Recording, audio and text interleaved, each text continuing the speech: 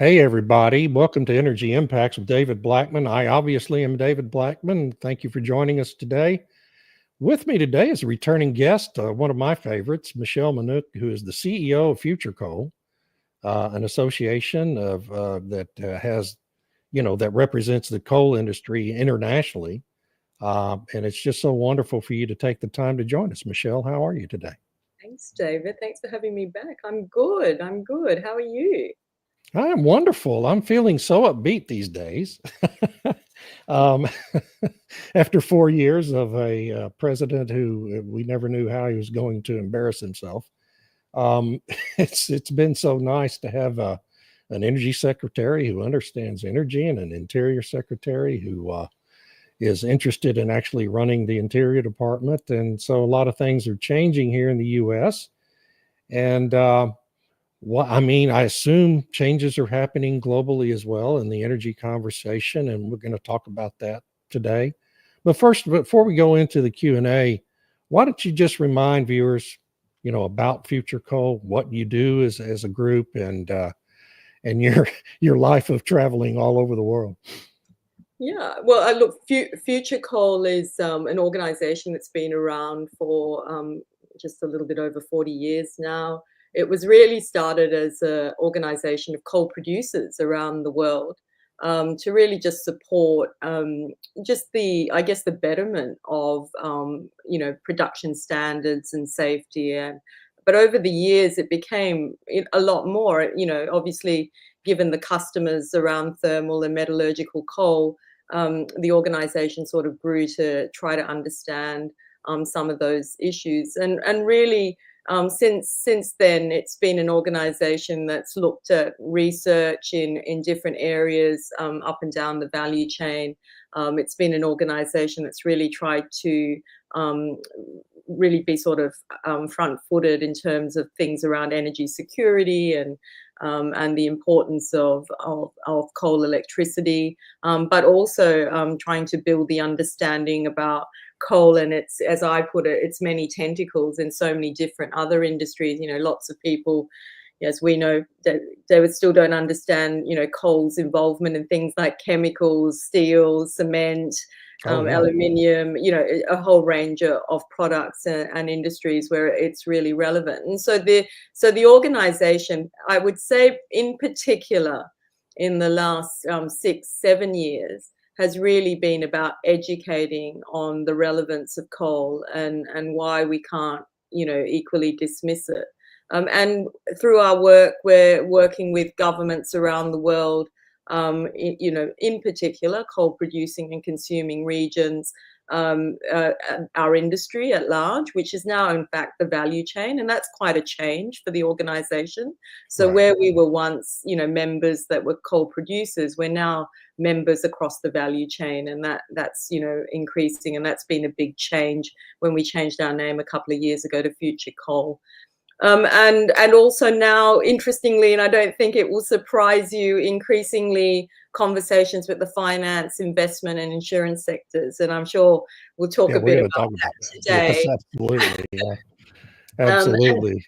But as we all know, governments, industry, and the finance investment sectors need to stand together in order to really push things forward. And so, yeah, it's certainly a very dynamic organization. It's becoming much more representative of coal producing and consuming nations around the world. But I would say it's very much about technology and innovation. That's very much what's on the minds of my current members and our future members, and that's quite a nice momentum actually to see where the discussion is incredibly pragmatic and realistic. And I'm sure those are two words that'll come up today as well. So, yeah. Absolutely. Absolutely. Well, to set our conversation up, I want to start by playing a delightful video that Christopher sent over this morning of a fellow in Australia, I think, pretty bluntly explaining our realities related to coal. Vehicles in your mining operations, then?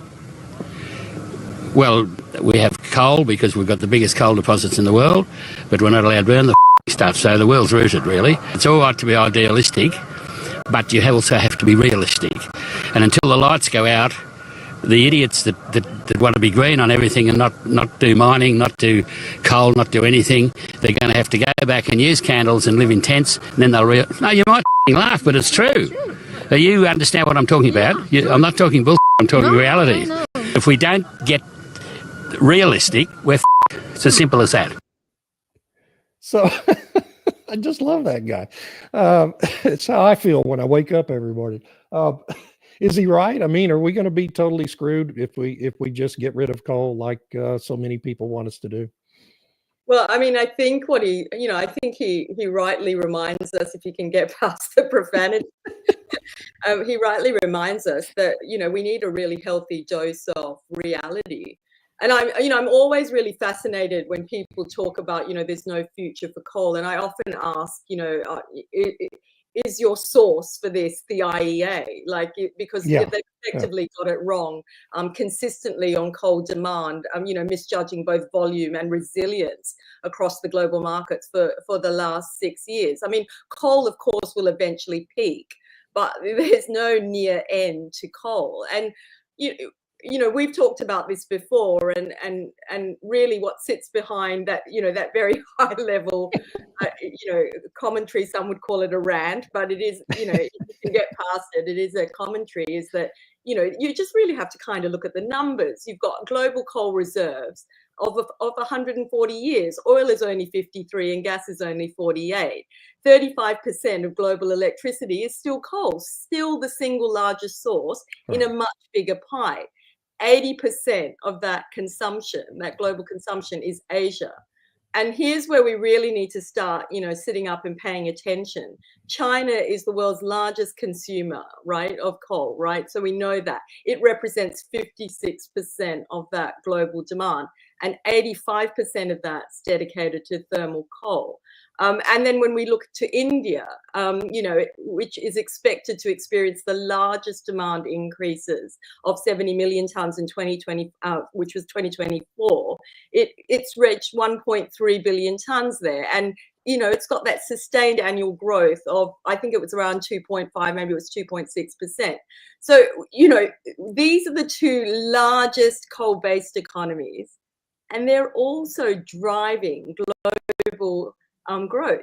Right. And so it's got to be a wake-up moment. So when people talk about, is there a future for coal, I always say it's kind of like the wrong question. It's like, what's your future? Right. Like, it's, we're really focusing on the wrong thing. These are two economies that are really just kind of pushing through. That's not to say that they're not going to have their issues and their problems. Of course they have. But we're not getting distracted on a single resource here in these two economies. We are really thinking about, what does growth look like? And it's a real conversation of innovation and technology. And so, I think certainly the conversations I'm starting to have are feeling a bit more realistic and pragmatic, but we've still got some way to go because, let's be really honest, a lot of people, their reputations are on the line here. They've gone out with some really strong statements that are just not factual. They've been emotional, they've been ideological, and now when reality bites and you get a great dose of it, you need to kind of have a proper look at everything that's happening around you. So if you want to talk about coal now and the future of coal, look to China, look to India, and then look to yourself and see where you are against them. I think that's for me, that's the way to respond to that. Yeah, and it feels to me, and I see it in my own interactions with various publications I write for. 3-4 years ago, I was pretty restricted in what I could say, any kind of positive messaging about either coal or natural gas and oil.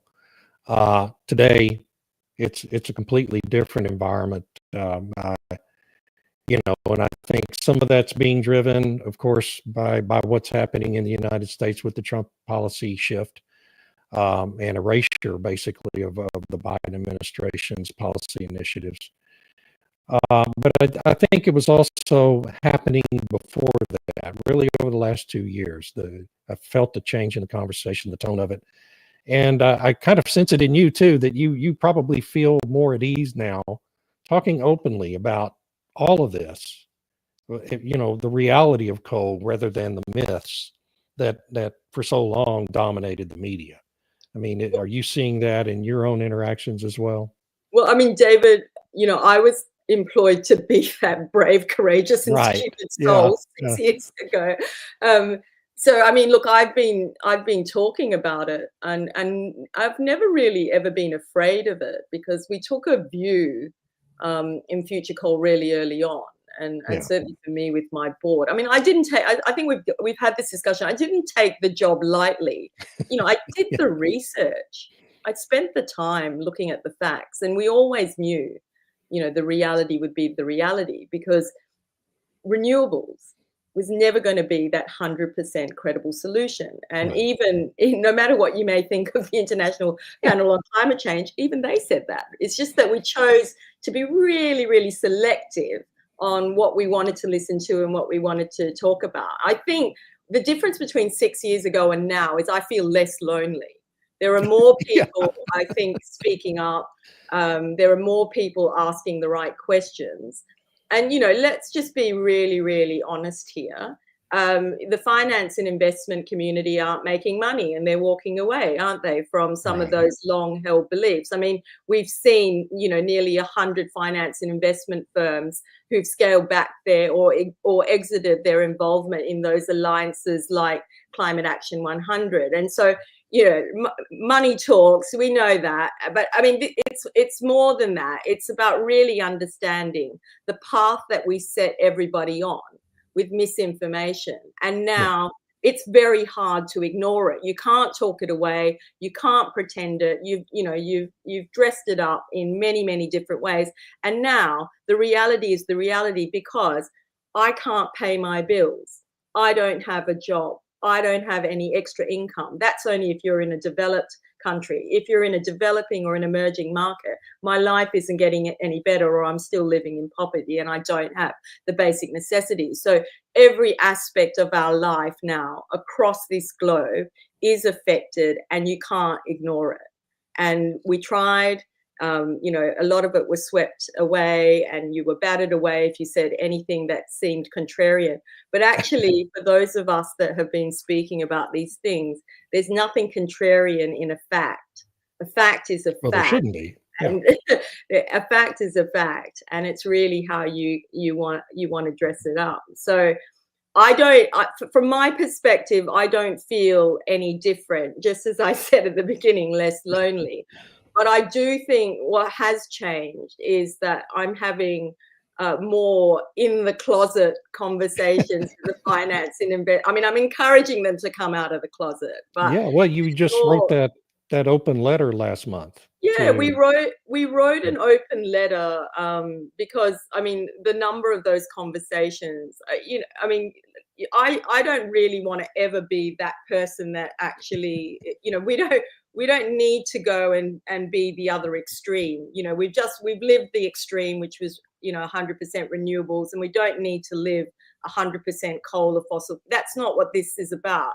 What this is about is picking a mix and a pathway, an energy mix and a development pathway that's right for your nation. That's what it's got to be about. And for the finance and investment community, for coal, it's got to, it's about finding your way back to it, because you've really vilified it. So how do you find your way back to it when you've basically deemed it to be so irresponsible? So so we wrote an open letter that was about, which we called Fund Fair, Fund Equal. But as far as I was concerned, that's really about everything. Fund everything fair and equal.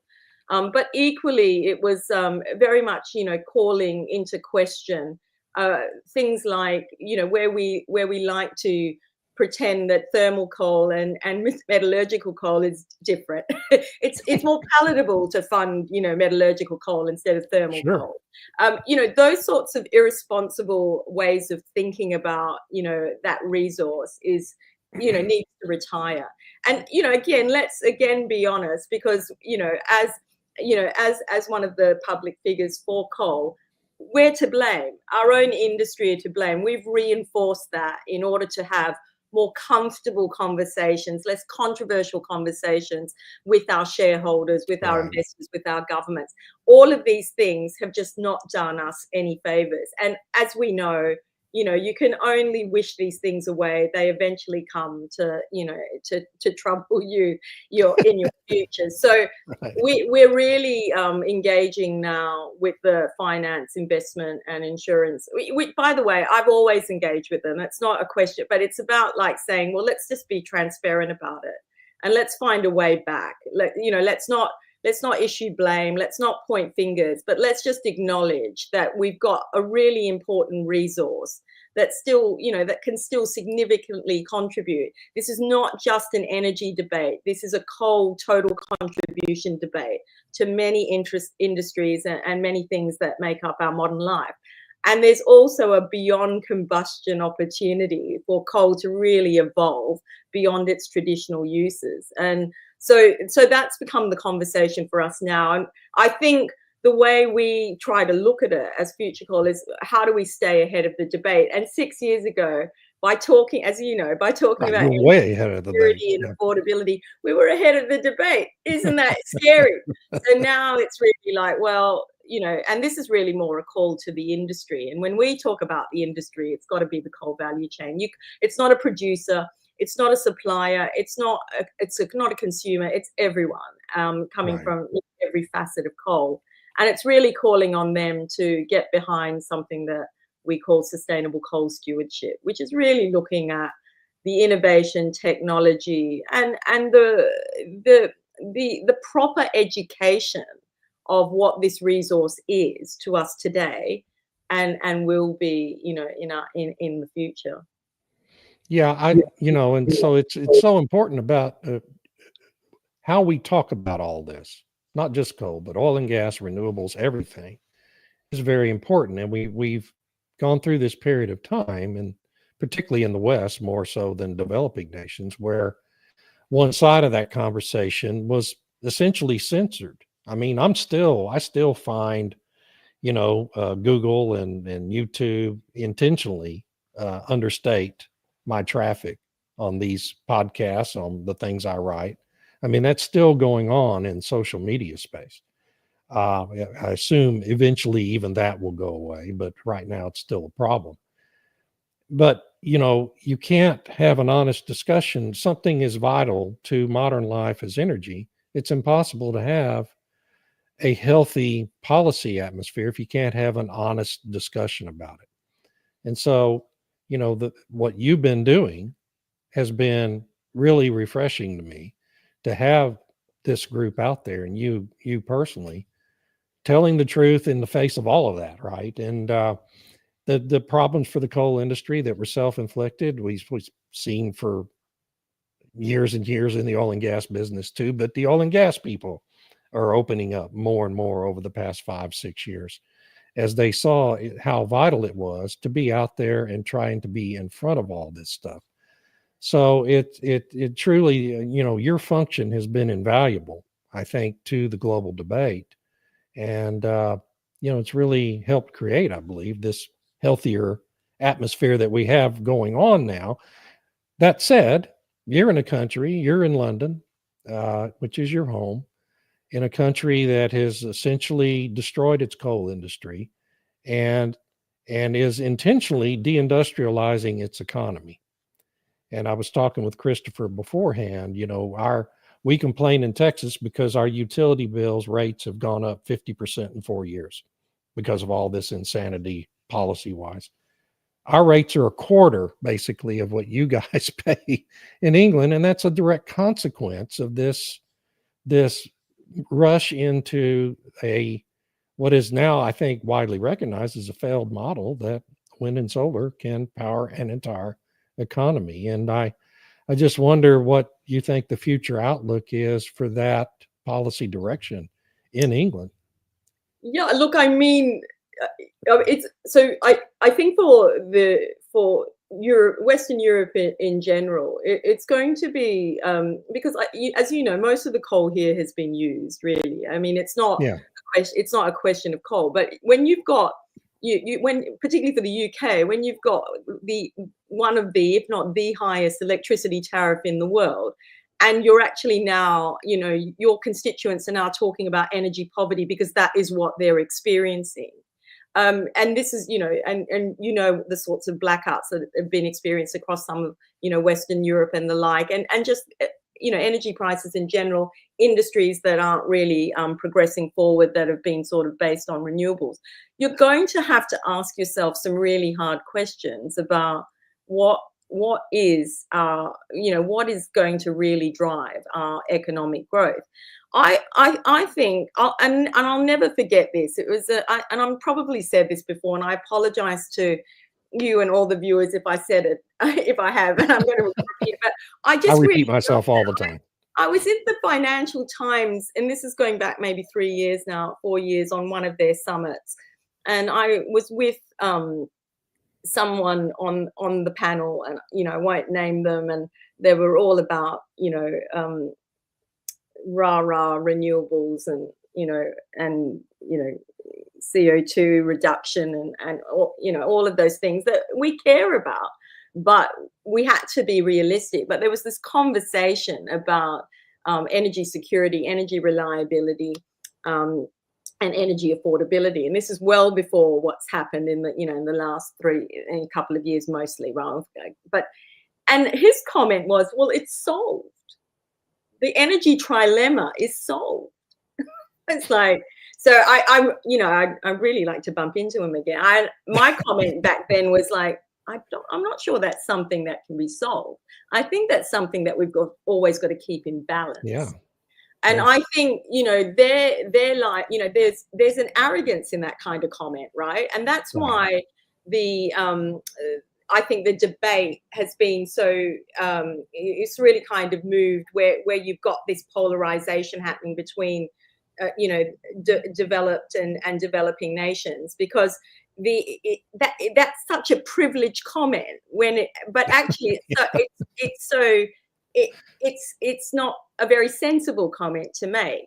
And now, people, in Western Europe are talking about energy poverty.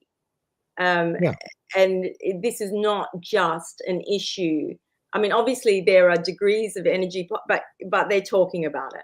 And this is not just an issue for developing nations, this is an issue for every person. Every person, yeah. And I think that I think for the UK government and any of the European governments that have held a hard line around the very, very expensive 100% renewable solution, which is, everything's out there. I think it's really it will really become, it comes down to a question of, am I improving the life of my people, or am I destroying it? And I'm pretty sure we could take that poll now. Yeah. And we know what they're doing. And so, yeah, I feel it, but I think, like everything, this is about, how do I come back? How do I come back from a deeply rooted position and still save face? But also it's much bigger. It's like we've invested trillions here, trillions, and a lot of that money is pension funds and subsidies and people's money, right? And exactly. all of that fallout is that's still to come. And I think we've talked about this, where I really enjoyed that book by Rupert Dartwell about green tyranny, where in effect, he talked about this. And these are the issues that are about to unfold. And so I just don't know, David, that there are many more places to hide from it. Like, how many places are there to hide from reality? I don't know, but maybe there are more. I don't know. Social media has allowed a lot of people to hide. Right. That's been a really good place to dodge and hide. But I'm just not sure. I'm not sure how much more you can hide, because I have to live my everyday life. Right. And I think Germany and California are going to be the last holdouts. Yeah, yeah, yeah, maybe. So, developing world, of course, is where a lot of this unfolding is going to take place over the next 20, 30 years. You just recently opened a new chapter in Southern Africa, right? Talk about that and why you chose that part of the world to create this new chapter. Well, I mean, FutureCoal, we've really taken a view that it doesn't, you know, the old traditional industry type body, it just doesn't make sense. What we heard from members is that they really wanted to collaborate on particularly, you know, clean projects, technology and innovation, but they wanted to do things that were both, you know, that sort of develop, that effectively tick both the you know, the economic development box as well as the environmental you know, and sustainability boxes. Yeah. And the only way to do that is collaboration. And in some ways South Africa was sort of ahead just because the momentum was just there, but that doesn't, you know, the next one off the rank will be India. Yeah. And you know, I'm working really hard to actually make the third one off the rank, the US actually. So and the chapters were really born out of the idea that, firstly, well, one of two things. Firstly, that every nation had its own unique, you know, set of objectives, and we had to acknowledge that. But secondly, we all had to contribute not just to our national interests, but, you know, to the global interest that created a robust market for coal. And that market was not just about, you know, supply and demand and price. It had to be about developing our industry across the value chain. And so, you know, South Africa, just by the members, well, it's actually not South Africa, it's Southern Africa. So, you know, it includes the likes of Botswana and others, but it's they're just really motivated, and the governments are quite motivated at the moment for both you know, advancement and collaboration.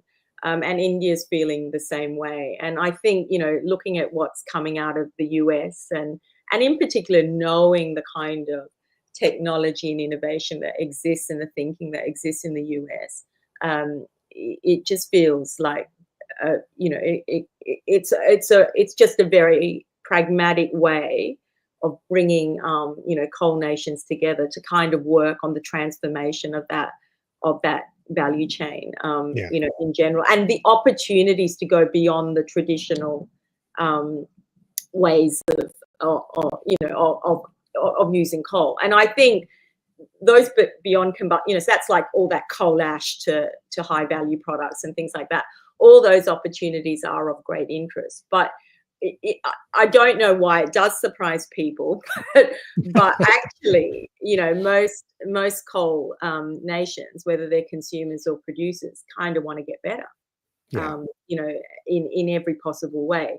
So that's really what's been born out of the chapters, and we're excited. We really, you know, we really just try to listen to the members, go with the momentum and build. And as you know, we only sort of changed our name and opened up our membership to the value chain because, you know, we recognize we just simply can't tell the story as coal producers anymore. It's such a different story, coal now. And if something good can come out of what's happened in the, you know, the last 7-8 years in particular, right, I would have to say it's been a real wake-up call for the industry to look at, well, where are we going? Are we actually accepting this fate, or are we going to create our own? And, you know, China and India are really in many ways leading that. There's like, no, we'll create our own. Thanks very much. Like, so exactly. You know, off we go. Yeah. And so and this is just my opinion, but I think it's born out of just being able to watch how our society is moving, how demand is skyrocketing for electricity here in the United States. In 2023, I started predicting, it seemed to me that we would be forced in the United States. I think certain parts of our country are going to have no choice but to begin permitting the building of additional coal power plants to meet rising demand. I just think there are parts of our country where it's impractical, the natural gas infrastructure may not be there, or whatever it is, we're going to. And now we see the policy direction at DOE with Chris Wright, who is a big proponent of this. I think by the end of 2026, we're going to be permitting new coal-fired power plants. And I wonder what your outlook on that is, or if you have one. And if you don't want to address the question, that's fine. But I just believe that's where we're headed in the United States. And I think it's a good thing, because there's just going to be areas where to have affordable, anything like affordable and reliable power generation, you're going to have to do it. I don't know if you have an outlook on that or not, and I don't want to put you on the spot if you don't. Well, I mean, I do, but I'm mandated never to speak about such things. Okay. You know, I have an outlook on everything. Yeah. But look, I think you're right. Look, you have to, and it really just goes back to that point about balance. You know, people say, oh, coal versus gas versus nuclear. It's like, well, it's only a versus based really on cost. And you've just really got to think about that. You know, so with nuclear and coal with CCS, so because we're still environmentally sensitive. They're complex, it's capital heavy, but nuclear consistently shows, you know, higher per kilowatt hour costs for most global regions, not all. So if it's good for your region, use it. If it's not, don't. And it's the same, you know, question on gas. If you've got the infrastructure and it makes sense and everything's happening for you, go for it. That's your solution. So I think, again, let's just, you know, we've got to just go back to the absolute basics, which is the number. Yeah. What is the number? We're not saying we don't want, you know, we're not saying we're not going to apply the best technology to make it the most efficient and the cleanest it can possibly be. But what's the number? Does coal make sense for me? Does gas make sense for me? Does nuclear make sense for me? Hydro, whatever it is. You know, even do I put a bit of renewables in here? What makes sense for me? But the first question has to be about your base load. And whatever is your cheapest, best form of base load, with your best technology to make it sustainable, that's the one. Tick. Yeah. Let's go. And let's just stop having silly other conversations. Like, I think the sooner that we get back to that and we allow the clever people to make the clever assessments that they need to, and they're not caught up in working out, you know, what everybody likes and what we can say without getting our heads chopped off, then the better I think we're all going to be.